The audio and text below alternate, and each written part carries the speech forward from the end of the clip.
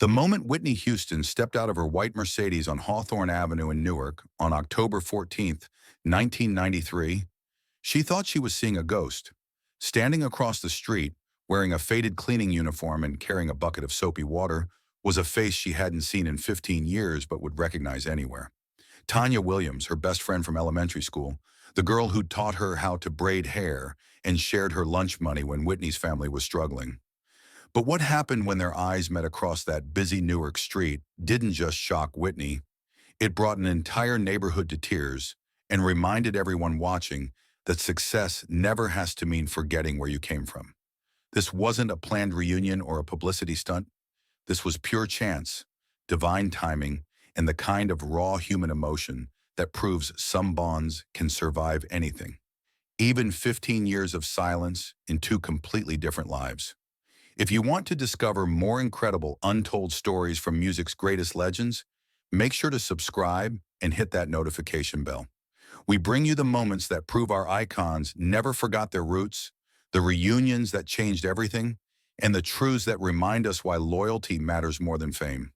October 1993 was a complicated time for Whitney Houston. She was at the absolute peak of her commercial success, riding high on the Bodyguard soundtrack that had dominated charts worldwide for nearly a year. I Will Always Love You had become the biggest song of her career, and Whitney was being hailed as the voice of her generation. But with that success had come isolation, pressure, and a growing distance from the Newark neighborhood where she'd grown up. Whitney had been in Newark that day for a rare personal visit, not a professional obligation. She was checking on her elderly Aunt Dorothy, who still lived in the same house where Whitney had spent countless afternoons as a child. It was supposed to be a quick, private visit. No cameras, no entourage, just Whitney in her white Mercedes with her longtime driver Marcus, trying to steal a few moments of normalcy in the place that had shaped her. The neighborhood had changed dramatically since Whitney's childhood. Many of the families she'd known had moved away, replaced by new faces and new struggles. The corner store where she'd bought penny candy was boarded up. The church where she'd first sang solo was still there, but smaller somehow, overshadowed by the apartment buildings that had sprung up around it. As Whitney's car pulled up to Aunt Dorothy's house, she noticed a small crowd starting to gather. Word traveled fast in Newark when Whitney Houston came home, and despite her attempts at privacy, people were beginning to recognize the famous face behind the designer sunglasses. "Just give me 10 minutes with Aunt Dorothy," Whitney told Marcus, her driver and longtime friend who'd been with her since her early career. "Then we'll head back." But as Whitney stepped out of the car, adjusting her elegant gray coat and preparing to walk up the familiar front steps, something made her freeze mid-stride. Across the street in front of the small office building that had once been Patterson's grocery, a woman was washing windows. She was African American, probably in her early 30s, wearing a simple cleaning uniform and rubber gloves. Her hair was pulled back in a practical ponytail, and she moved with the efficient rhythm of someone who'd been doing physical work for years. But it was her profile that stopped Whitney cold. The shape of her nose, the curve of her jawline, the way she tilted her head slightly when she concentrated. Whitney had seen that exact combination of features thousands of times during their childhood. "Tanya?" Whitney whispered, so quietly that even Marcus couldn't hear her. The woman turned at the sound of commotion from the gathering crowd, and when her eyes met Whitney's across the busy street, the bucket of soapy water slipped from her hands and crashed to the sidewalk. Tanya Williams, Whitney's best friend from ages 6 to 13, the girl who'd walked her to school every morning when Whitney was too shy to go alone, the girl who'd helped her practice for her first solo at New Hope Baptist Church, listening patiently as Whitney sang the same verse over and over until she got it right. The girl who'd cried with Whitney when her parents had briefly separated and who'd celebrated with her when they'd gotten back together. But you haven't heard the most heartbreaking part yet. The last time Whitney had seen Tanya was at 8th grade graduation in 1978. Whitney's family had been planning their move to East Orange, where there were better schools and more opportunities. Whitney remembered promising Tanya they'd stay in touch. That distance wouldn't matter, that their friendship was too strong to be broken by a few miles and different high schools. But life had gotten complicated quickly. Whitney's career had started taking off almost immediately after the move. Recording sessions, voice lessons, early performances, Her schedule had become packed with the business of becoming Whitney Houston. The phone calls to Tanya had become less frequent, then stopped altogether. Whitney had told herself she'd reach out soon, when things calmed down, when she had more time. Except she never did, and 15 years had passed. Now, standing on opposite sides of Hawthorne Avenue, both women were frozen. Whitney in her designer clothes and success, looking at the girl who'd known her before any of it mattered. Tanya in her work uniform, staring at the global superstar who'd once been just Whitney from down the block. The crowd around Whitney's car was growing larger, but neither woman seemed to notice. They were locked in a moment that transcended the present, remembering shared secrets in childhood dreams and promises that had been broken by time and circumstance. Then Whitney did something that shocked everyone watching, including her own security detail. She walked directly into traffic. Cars honked and swerved as Whitney Houston crossed Hawthorne Avenue without looking, her only focus the woman standing motionless on the opposite sidewalk. Her designer heels clicked against the asphalt, and her elegant coat billowed behind her as she moved with single-minded determination toward her childhood friend. "Tanya Williams," Whitney said when she reached the sidewalk, her voice shaking with emotion. "I know that's you." Tanya's eyes filled with tears. Up close, Whitney could see that her friend looked older than her 31 years. There were lines around her eyes that spoke of worry and hard work, and her hands were rough from years of cleaning and scrubbing. But her smile, that beautiful, warm smile that had lit up Whitney's childhood, was exactly the same. "Whitney Elizabeth Houston," Tanya replied, using Whitney's full name, the way she always had when they were kids. "I wondered if you'd remember me." The words hit Whitney like a physical blow. Remember her? How could Tanya even think that was a question? "Remember you," Whitney's voice broke. "Tanya, you taught me how to French braid. You shared your peanut butter sandwiches with me every day in third grade because you knew I was embarrassed that my mama couldn't afford lunch money. You sat with me in the hospital when I had my tonsils out and told me jokes until I stopped crying."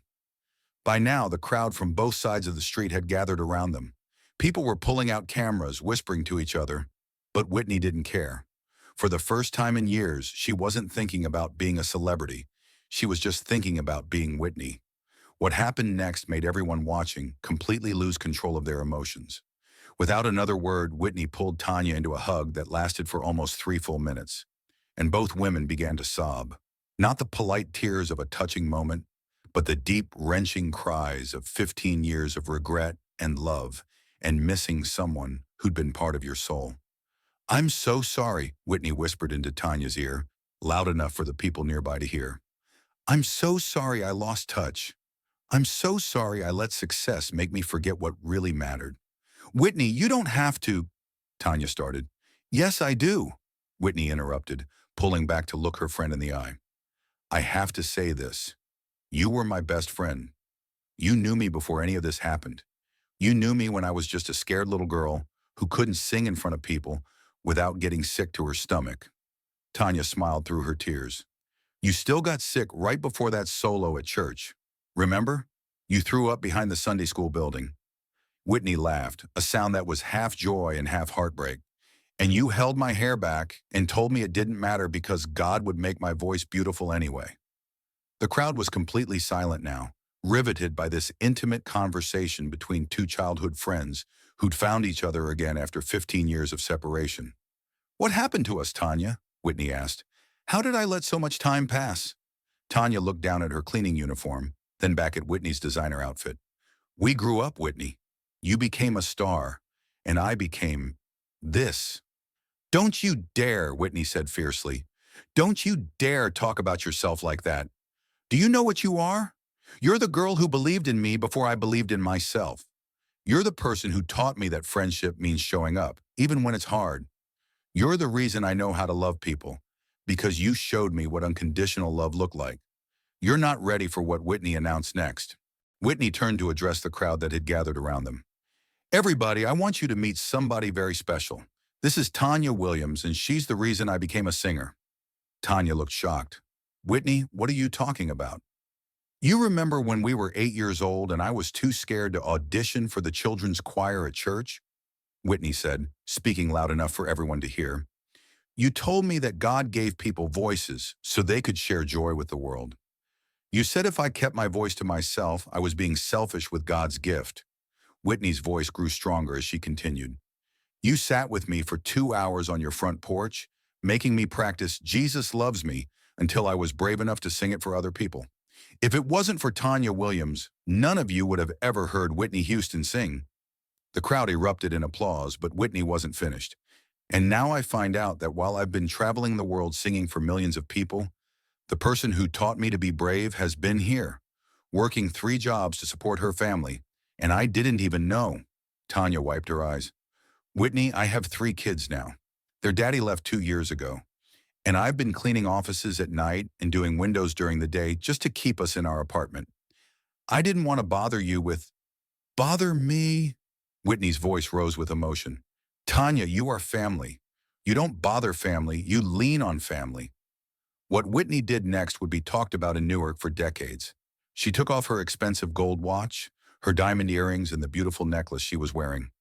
Tanya, I want you to have these. Whitney, I can't. Yes, you can. But that's not all. Whitney turned to Marcus, who was standing nearby with tears in his own eyes. Marcus, get Clive on the phone. I need to talk to my record label. Within minutes, Whitney was on the phone with Clive Davis, the head of Arista Records, while dozens of Newark residents listened to one side of a conversation that would change Tanya's life forever. Clive, I need a favor, Whitney said. I need you to find a job for someone very important to me. Administrative work, something with regular hours and good benefits. Yes, I'll take full responsibility. Her name is Tanya Williams, and she's family. When Whitney hung up the phone, she turned back to Tanya. You start Monday morning at Arista Records. Office manager position, full benefits, salary that'll let you spend evenings with your kids instead of cleaning buildings. Tanya collapsed into Whitney's arms again, sobbing so hard she could barely speak.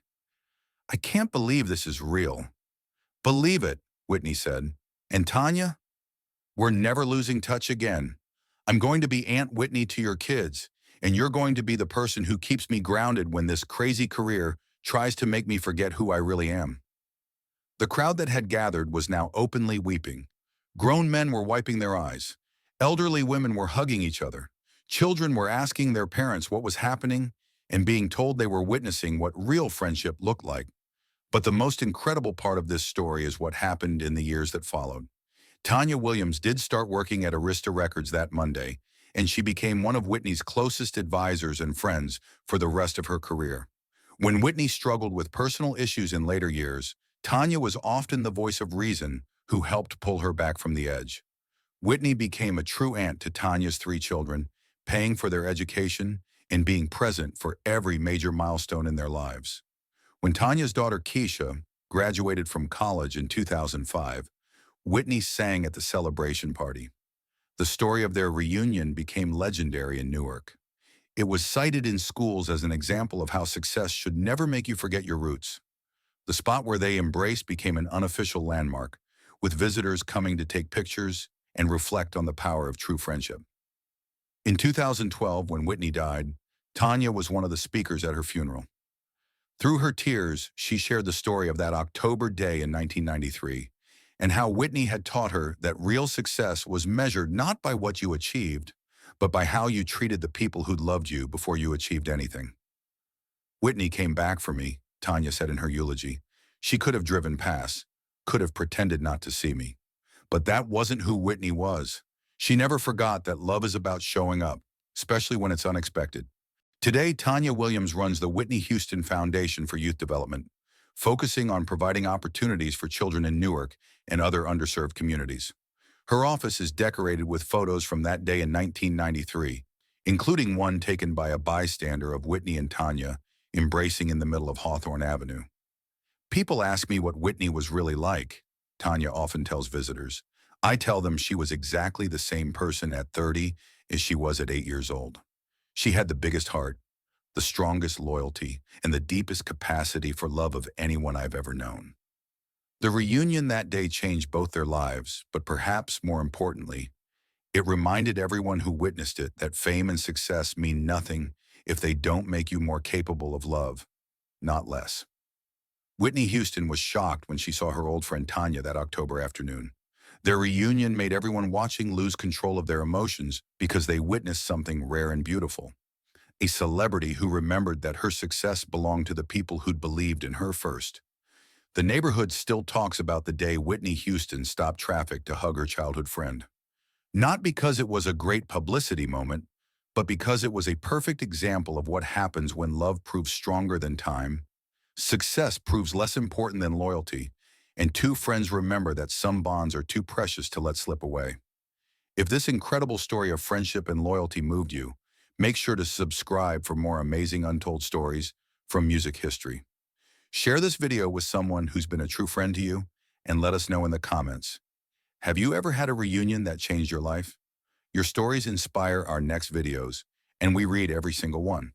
But there's something even more extraordinary about Whitney and Tanya's reunion that wasn't revealed until 2018, 25 years after that emotional October day. When the Whitney Houston Foundation was preparing for its annual gala, Tanya discovered a sealed envelope in Whitney's personal effects that had been stored since her death. Inside was a letter Whitney had written just 3 months after their reunion, but had never sent. The letter, dated January 15, 1994, revealed the true depth of how finding Tanya had affected Whitney during one of the most challenging periods of her career. "My dearest Tanya," the letter began, "I've been trying to find the words to tell you what seeing you again meant to me. But every time I try to write this letter, I end up crying too hard to continue." Whitney went on to describe how their reunion had reminded her of who she'd been before fame complicated everything. "When I saw you washing those windows, my first thought wasn't about how different our lives had become. My first thought was remembering how you used to help me clean the chalkboards after school because you knew I was too shy to stay alone with the teacher. You always took care of people, Tanya. You always saw what people needed and found a way to help." The most revealing part of the letter dealt with Whitney's growing struggles with the pressures of stardom. "I've been feeling so lost lately, like I don't know who Whitney Houston is supposed to be anymore. But when you called me Whitney Elizabeth that day on Hawthorne Avenue, you reminded me that underneath all of this, the fame, the expectations, the image, I'm still just the little girl who needed her best friend to help her be brave enough to sing." Whitney also revealed that she'd been planning to step away from performing before their reunion. "I was ready to quit, Tanya. The pressure was suffocating me, and I'd forgotten why I'd started singing in the first place. But seeing you reminded me that my voice isn't just mine. It belongs to everyone who believed in me before I believed in myself. It belongs to you, to Mama, to everyone who saw something in me that I couldn't see." Perhaps most remarkably, Whitney wrote about how their childhood friendship had shaped her understanding of loyalty and love. "You taught me that love isn't about what someone can do for you. It's about seeing them for who they really are and choosing to stand by them anyway. When I gave you that job at Arista, people said I was being impulsive or emotional, but I knew I was just finally doing what you taught me to do as a child. Show up for the people who matter." The letter ended with a promise that Whitney had kept for the rest of her life. "I'm going to make sure that every success I have from now on honors the friendship you gave me. Every note I sing will carry the memory of a little girl who taught me that being brave enough to use your voice is the greatest gift you can give the world." Today, this letter is displayed at the Whitney Houston Foundation headquarters, alongside the photo from their reunion. Tanya often reads excerpts to young people in their programs, showing them how one genuine friendship can change the trajectory of two lives forever.